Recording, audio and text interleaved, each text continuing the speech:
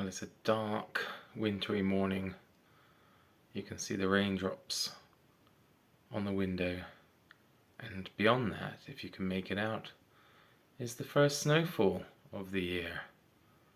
So that's exciting. So as you can see, it's perfect weather for staying in and doing a bit of reading, cozy or otherwise. Hello everybody, welcome to and welcome back to my channel Book Time with Elvis with me, Mark, and I hope you're all doing very well.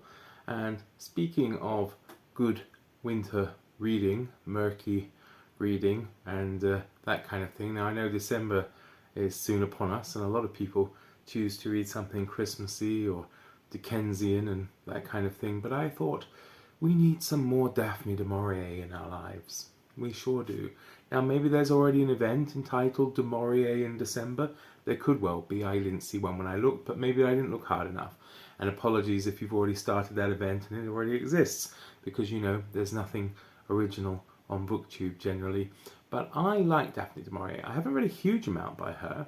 I've read Jamaica Inn, Rebecca, My Cousin Rachel, and two short story collections. The two that featured, one featured The Birds and the other featured Don't Look Now, and it was quite scary.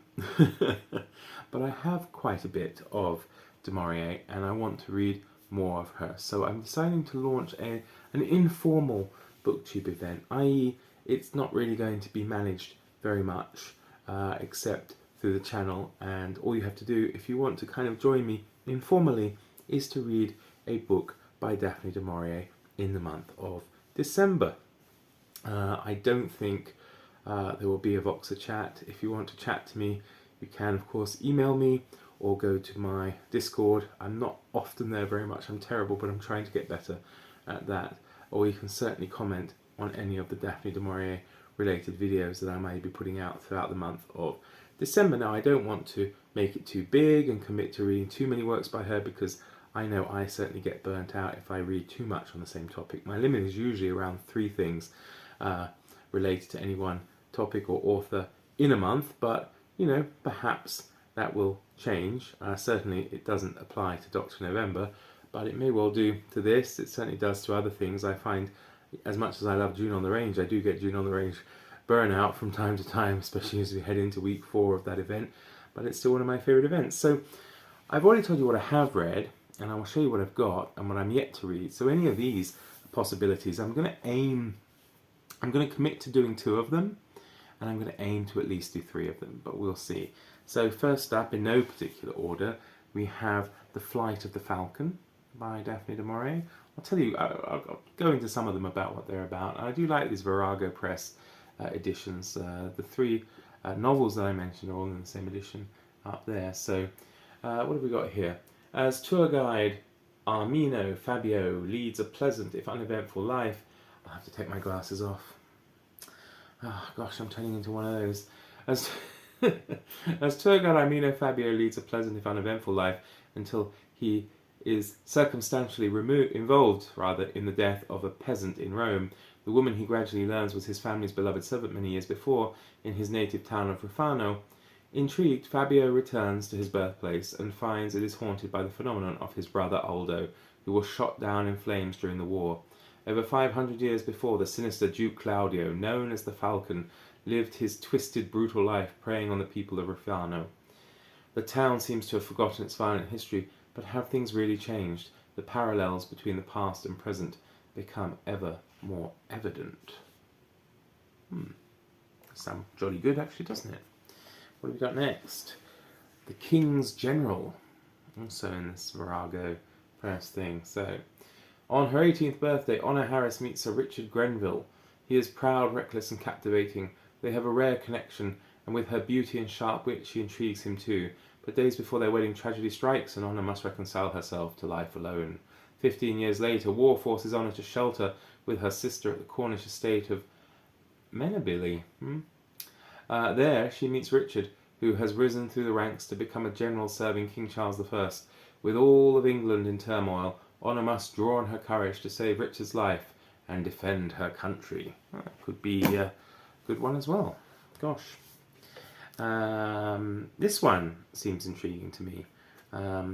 Yeah, I might like this. It's a shame it's a second hand, so it's got a bit of damage there at the bottom. But Rule Britannia. Is that dust? Can't be, surely I've dust here. A little bit maybe. Apologies. So, Rule Britannia. Emma wakes up one morning to an apocalyptic world. It's a good start. Nice with December. The cosy existence she shares with her grandmother, a famous retired actress, has been shattered.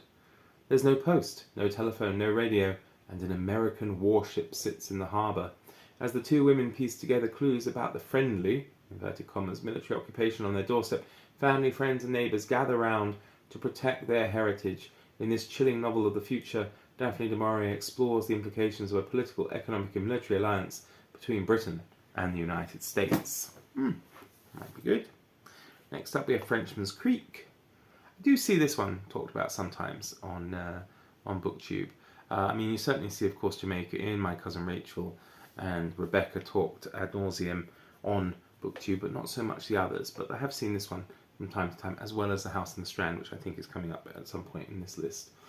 Lady Donna St. Colombe is beautiful, headstrong and bored, desperate to escape the pomp and ritual of the Restoration Court. She retreats to the hidden creeks and secret woods of the family's estate at Navarone in Cornwall. Though renowned for her passionate engagement with life, privately she yearns for freedom, integrity and love, whatever the cost. The peace Lady Donna craves, however, eludes her from the moment she stumbles across the mooring place of a white-sailed ship that plunders the Cornish coast, and as she becomes embroiled in a plot to steal another ship from under the nose of the English authorities, she realises that her heart is under siege from the French philosopher-pirate Jean Aubrey. Oh, Aubrey. Nice. It's nice for the nautical theme, isn't it? Next up, well, I might as well do House on the Strand because it's here. There we go. Got it. Written in the great tradition of Edgar Allan Poe and H.P. Lovecraft, The House on the Strand is a gripping and masterfully written hot tale of history and horror with a fresh approach to time travel. When Dick Young's friend Magnus offers him an escape from his troubles in the form of a new drug, Dick finds himself transported to the Cornish manor of Tywardreath, if I've said that right, in the 14th century. No, it's probably Tywardreath. As Dick witnesses the intrigues of the court there, he becomes fixated with Roger and the captivating Isolde Carminoe, and withdraws from the modern world to spend more and more time in the past, but his attempts to change history bring terror to the present and throw his own life into the balance. They all sound jolly good, don't they? She is good, isn't she? She's very good. Next up we have this one. It's a bit bigger than the others. Hungry Hill. So, the Brodricks of Clonmere gain great wealth by harnessing the power of Hungry Hill and extracting the treasure it holds. The Donovans, the original owners of Clonmere Castle, resent the Brodrick's success and consider the great house and its surrounding land theirs by right. For generations, the feud between the families has simmered, always threatening to break into violence. I do like a good kind of family feud saga, so that could be quite interesting. And lastly, of at least the ones I've got the Glassblowers. So what is this one about? Sophie Duval reveals to her long-lost nephew the tragic story of their family. It's all a barrel of laughs, isn't it? The world of the Glassblowers has its own traditions, its own language and its own rules. If you marry into glass, Pierre Labbé warns his daughter, you will say goodbye to everything familiar and enter a closed world. But crashing into this world comes the violence and terror of the French Revolution, against which the family struggles to survive. The Glassblowers is a remarkable achievement and imaginative and exciting reworking of du Maurier's own family history. So that sounds also jolly good too. So yeah, I mean, I have by no means all of them, but I think it's a decent enough collection for getting on if I do this over the next couple of Decembers. Of course, you know, I may buckle and read du Maurier any time of the year, but I thought with December approaching, might be a nice idea to have this kind of informal event of reading some du Maurier in December. So if you've read any of those and you like them, let me know which ones you recommend I start with, or if there are any I haven't got that you like, let me know what those are as well, because that would be nice for future reference. And should you wish to join me, as I say, just let me know down below if you want to take part by reading one du Maurier novel in December, and yeah, we'll take it from there. But as I said, it's going to be pretty low-key and informal because it's a busy month for people I know. It's really just trying to encourage people to maybe read a bit more Daphne, a bit more du Maurier, and perhaps maybe we'll even expand it to Trilby and George du Maurier sometime in the future as well. So thanks very much for watching. Hope you enjoyed the video, and if you liked it, please consider liking the video and subscribing to the channel. Thank you very much, everybody. Do take care. Cheerio.